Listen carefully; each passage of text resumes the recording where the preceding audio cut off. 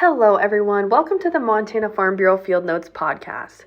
My name is Haley Drugsma. For those of you who don't know me, I'm the digital communications lead here at the Montana Farm Bureau Federation.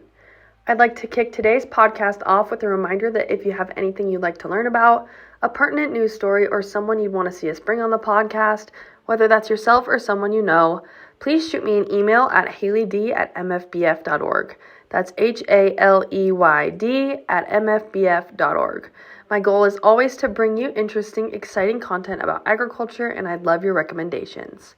We are back from our November annual convention hiatus, so I am excited to get into today's episode.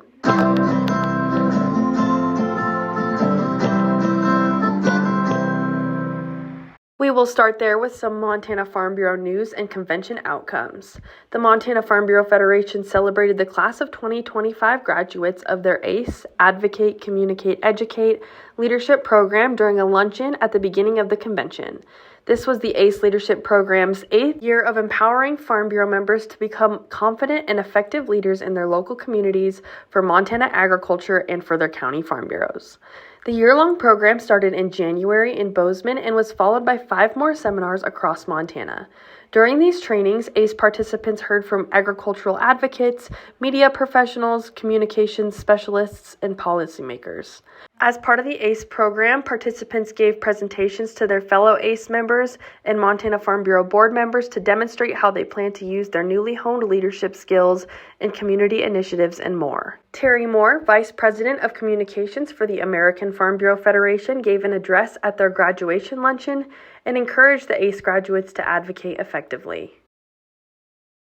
The Montana Farm Bureau Federation Young Farmers and Ranchers Committee presented a check for $8,000 to the Montana Food Bank Network on Monday, November 17th at their new warehouse location in Missoula. Especially notable this year was the total donation amount since 2011 is more than $104,000. The donation came from proceeds raised during the Young Farmers and Ranchers Hoofing It for Hunger race on September 20th in Dillon, thanks to generous local sponsors, participants, and county farm bureaus. Celebrating its 15th year, in-person participants competed in 5K and 10K races on a scenic trail through the Wheat Family Ranch.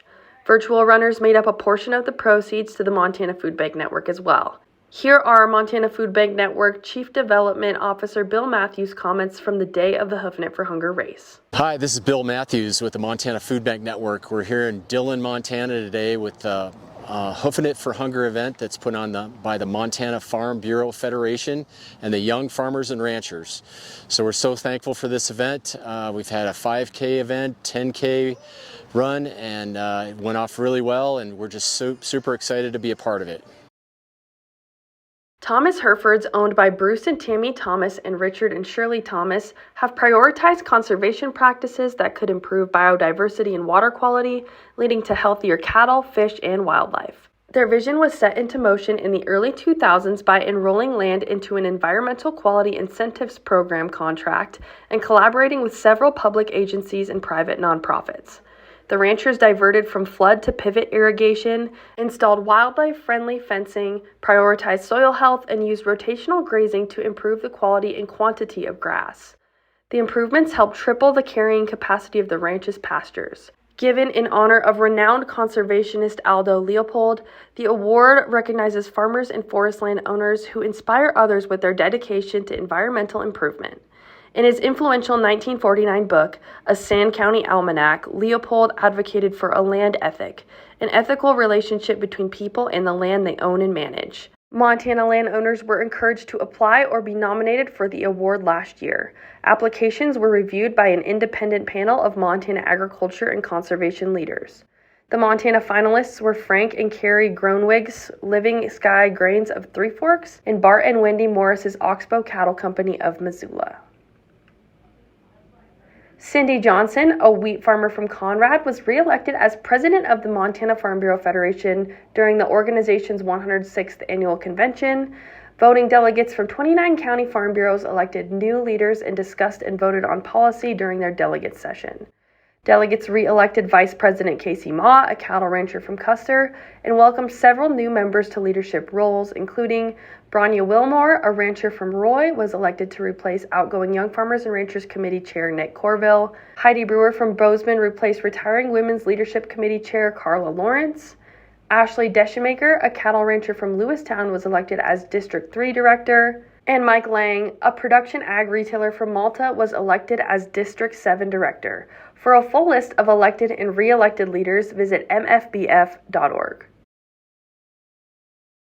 Katie Brown, a Southwest Counties Farm Bureau member, topped 3 other competitors to win the Montana Farm Bureau Young Farmer and Rancher Discussion Meet. She was recently featured here on this podcast, and I encourage you all to go give that episode a listen, as she speaks quite thoroughly about her experience in the discussion meet at the collegiate level, and that can give you some insight on how she was able to perform so well at the state Young Farmer and Rancher level. She received the keys to a Polaris Ranger and will be eligible to compete in the national competition, which will be held during the American Farm Bureau Convention in January in Anaheim, California. The 3 other contestants were Joe Lackman from Hysham, Fiona Mott-Hankins from Miles City, and Riley Slivka from Lewistown, who each received coolers from Polaris. Helen Darlington, a Montana State University freshman, won the Collegiate Discussion Meet. The 3 other contestants were Ian Plutt and Alina Maycumber from University of Montana Western, and James Malchow, also from MSU. Darlington receives $250 and an all-expense-paid trip to compete during the American Farm Bureau Young Farmer and Rancher Conference in March in Portland, Oregon. The runners-up each received $100. The final 4 discussion meet rounds can be watched on the Montana Farm Bureau YouTube channel for those interested.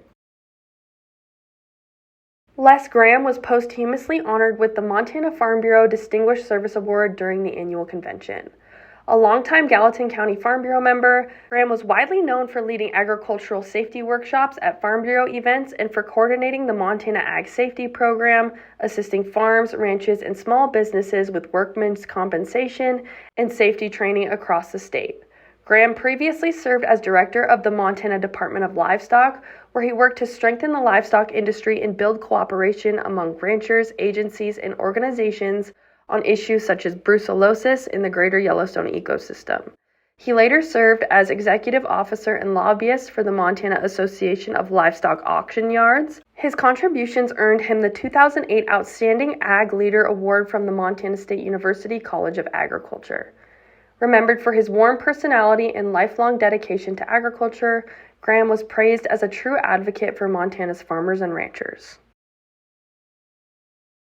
Speaking of building cooperation among ranchers, the American Farm Bureau Federation and Montana Farm Bureau were part of a large coalition that submitted a letter to the Bureau of Land Management strongly urging for rescission of the 2024 Conservation Landscape and Health Rule. The coalition included state farm bureaus as well as affiliates of the American Sheep Industry Association, the National Cattlemen's Beef Association, and the Public Lands Council. Farm Bureau, as well as other coalition members, have worked long and hard to stop this harmful rule, which threatens the future of ranching in the United States by destabilizing a decades-old tradition of grazing on federal lands. The rule allowed conservation leases on public lands, making them equal to grazing, recreation, and energy production.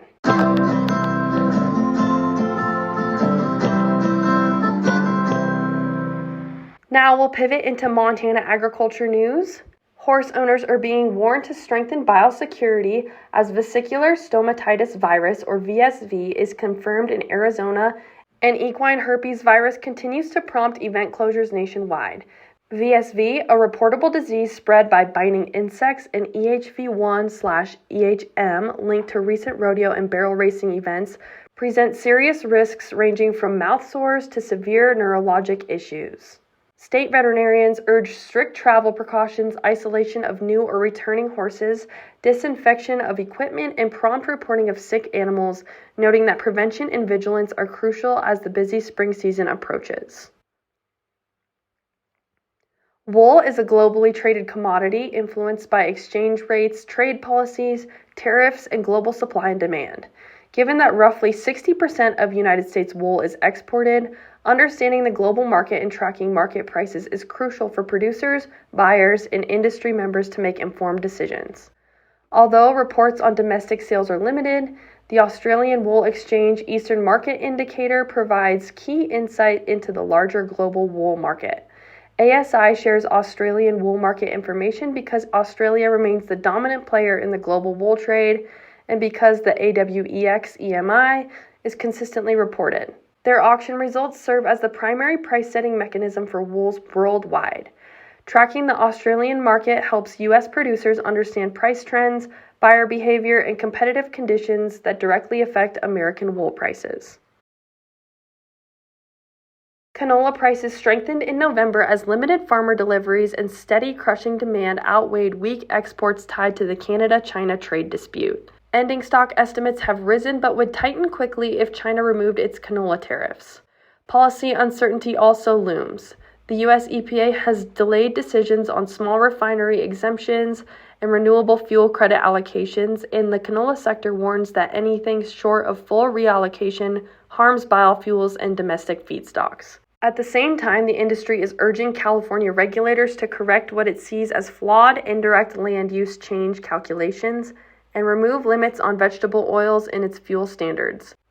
Despite some recent profit-taking, futures and cash canola prices remain higher than a year ago, and the Northern Canola Growers Association continues industry outreach and research efforts.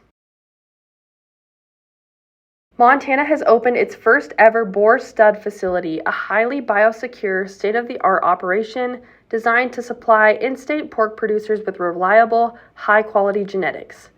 Built through a partnership between Hutterite Colonies and Pork Storks of Montana, and supported by a $150,000 Growth Through Agriculture grant, the facility will house over 400 boars and provide enough semen for more than 100,000 litters annually. The project aims to improve herd health, reduce dependence on out-of-state genetics, and strengthen the state's agricultural economy. With strict sanitation systems and advanced biosecurity measures, leaders say the facility will boost producer confidence and set a new standard for Montana's pork industry for years to come. A dozen cattle and beef industry spokesmen got together in Washington, D.C. in October to discuss with a group of senators and congressional representatives their ideas for restoring confidence in the cattle industry.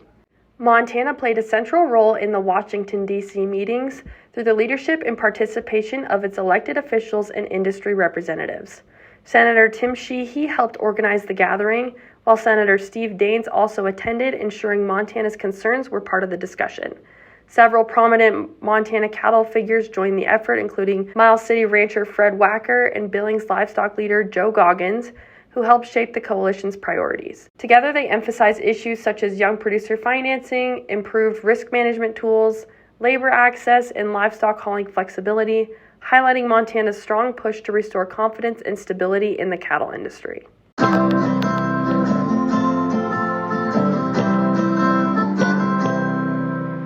Now we'll take a pivot into our members in the news section. Starting off, groups and individuals representing a diverse coalition of municipalities, farm and ranch families, landowners, and conservation organizations filed a legal challenge in Montana State Court against the Montana Department of Natural Resources and Conservation and the state of Montana over its continued implementation of the state's exempt well loophole, which allows developers to drill thousands of unpermitted groundwater wells even in fully appropriated basins, without undergoing the normal review intended to protect senior water rights and stream flows. The coalition behind the suit argues that the law violates multiple constitutional protections, including the rights of senior appropriators, equal protection, due process, and the public's right to know, and asks the court to declare the exempt well law unconstitutional and halt further unregulated groundwater development. The Montana Farm Bureau Federation is one of the lead plaintiffs, joining cities, irrigator groups, conservation organizations, and landowners from across the state. The Farm Bureau argues that unregulated exempt wells harm farmers and ranchers who rely on legally protected senior water rights. Executive Vice President Scott Kolbeck emphasized that producers who follow the permitting rules are being disadvantaged when new unpermitted wells draw from already allocated water sources, threatening long-standing agricultural operations. As part of the coalition, Montana Farm Bureau is helping push for a fair, accountable water management system that protects agriculture and rural communities.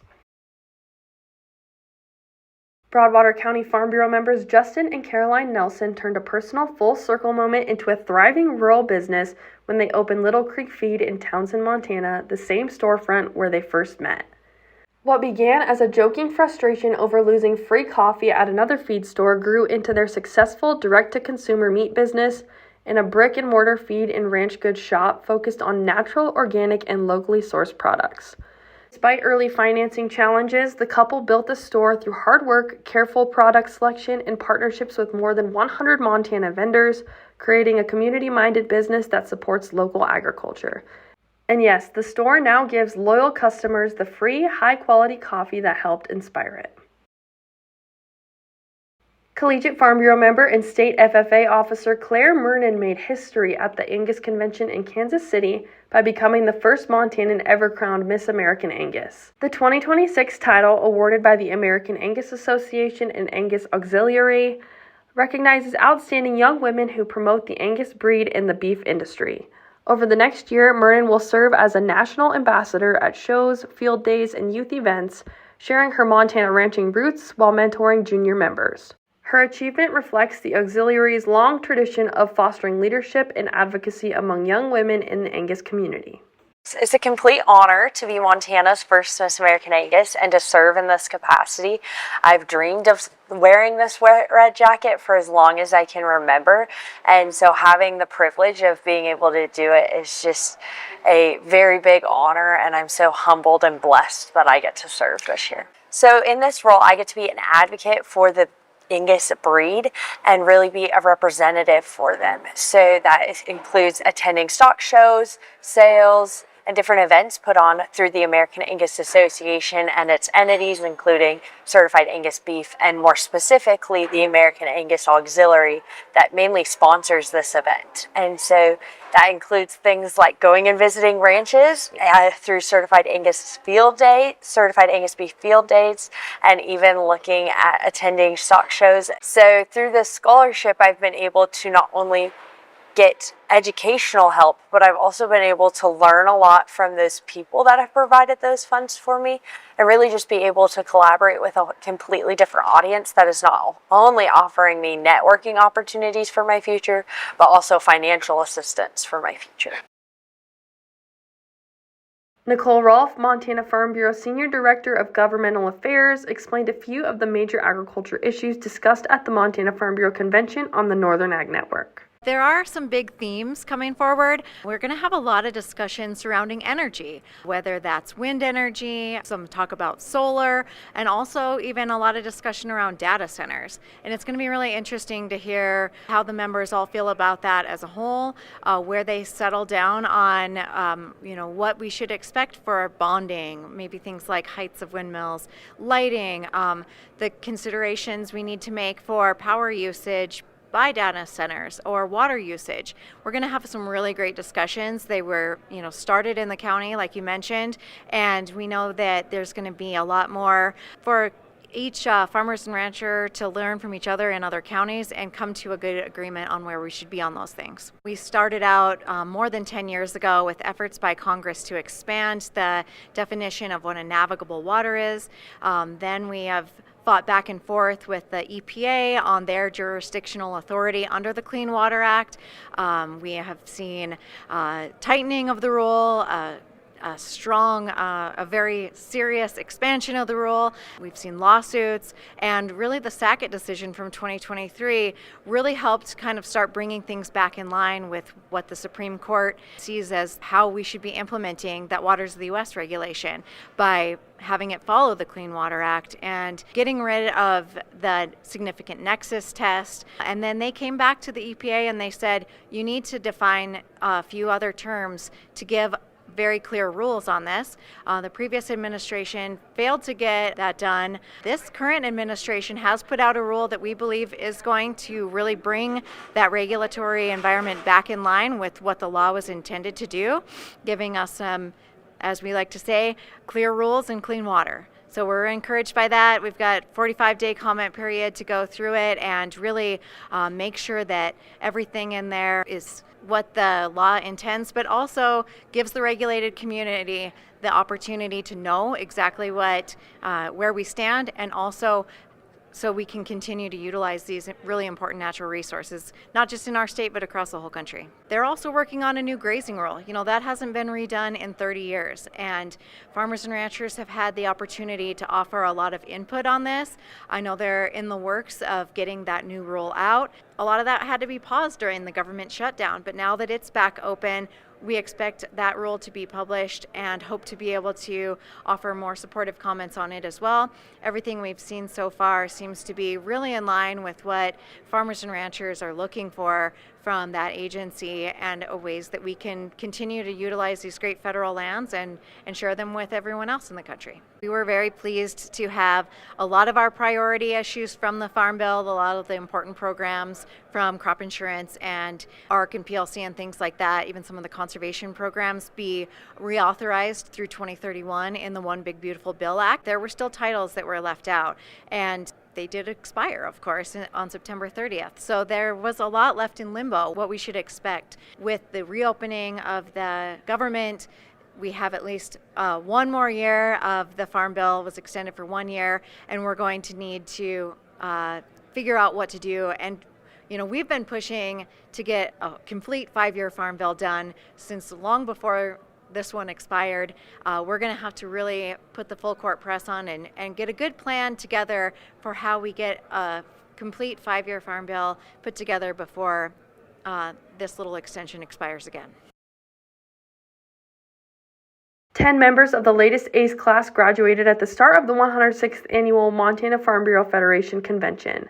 Northern Ag Network's own Andy Schwab was one of those members and spoke with classmates Riley Larson and Mackenzie Serrano about their experience and final project on the Northern Ag Network. Riley, I want to start with you. You and I kind of had a similar topic of focusing on the next generation of agriculturalists. What's so important for you to focus on that next generation? Yeah, I'm a 4th generation rancher myself, and I want to be able to ensure that our legacy moving forward continues and make sure that we don't lose his livelihood. Absolutely. And of course, as mentioned, Mackenzie Serrano with us as well. Mackenzie, you had a pretty interesting idea that you presented at your graduation or your final seminar of talking about bringing agriculture mobile, making sure that folks understand what agriculture is, the benefits of it, but talk about the mobile idea that you saw and kind of how you think it could be implemented in Treasure State. Yeah, of course. So it's a pretty interesting topic, actually. Across the United States, only 22% of students are involved in agriculture education within the classroom.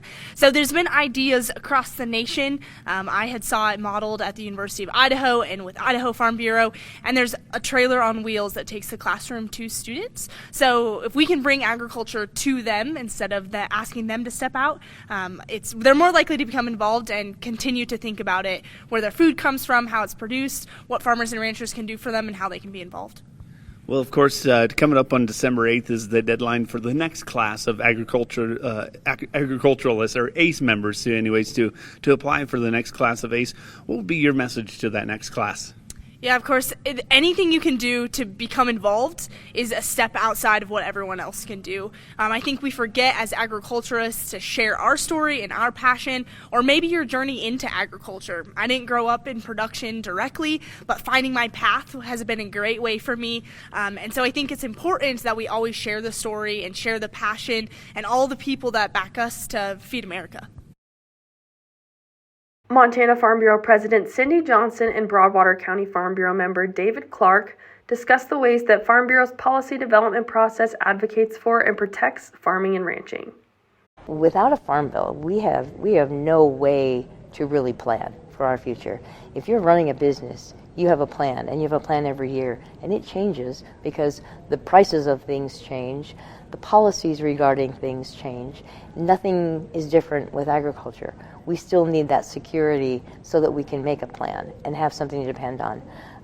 Good risk management, a safety net if times are really tough or if we have natural disasters. Those are the things that we need to be able to count on, and it's very difficult without a farm bill.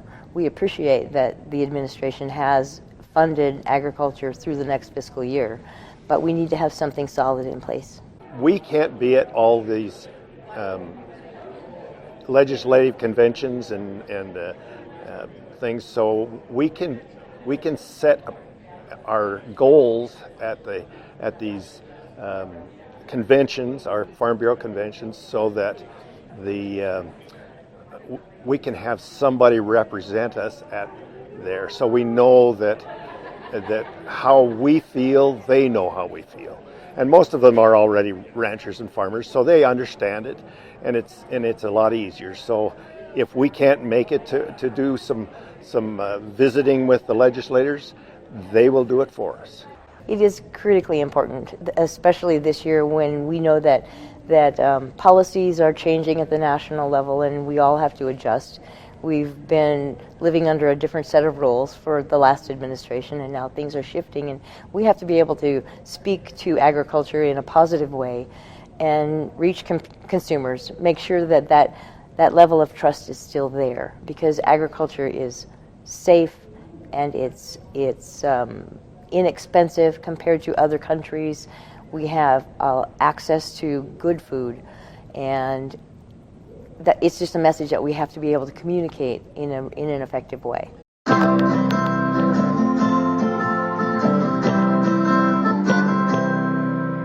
Let's move along into our last section of upcoming events. If you want the inside scoop when it comes to policies and perspectives that will affect your farm or agribusiness in 2026, don't miss the 107th consecutive American Farm Bureau Convention in Anaheim, California. The event runs from January 9th through the 14th and is your opportunity to help set the agenda for the leading voice of agriculture in Washington, D.C., and so much more. Participate in educational workshops to advance your leadership skills, expand your business acumen, and gain deep insight into the trends and realities impacting food production. Witness cutting-edge innovation in agriculture, hear from powerful speakers, including Tim Tebow, and explore the trade show to build a stronger network, shop featured products, and idea share with other state and county farm bureaus. Email Alina S at mfbf.org, that's ALENAS at mfbf.org, to be registered with the Montana Farm Bureau, and visit annualconvention.fb.org for more information on all this wonderful event has to offer. Montana Farm Bureau's Young Farmer and Rancher Leadership Conference is coming up quick, running from January 23rd through the 25th, right after the Maggie Show in Great Falls, Montana.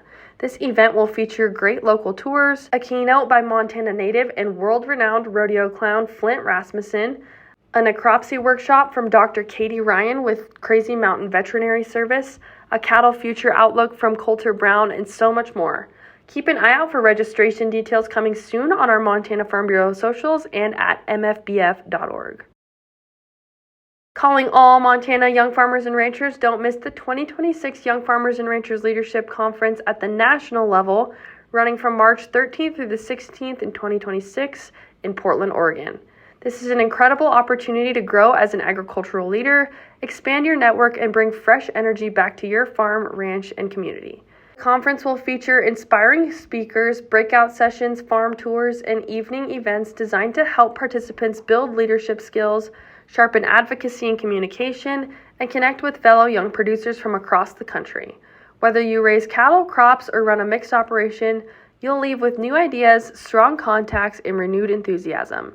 If you're aged 18 to 35 and ready to engage in the next generation of agricultural leadership, this is the place to be. And that wraps up another episode of the AgNewsWire edition of the Montana Farm Bureau Field Notes podcast. Thanks all you lovely members of the Farm Bureau family for tuning in today. I'll catch you in the next one.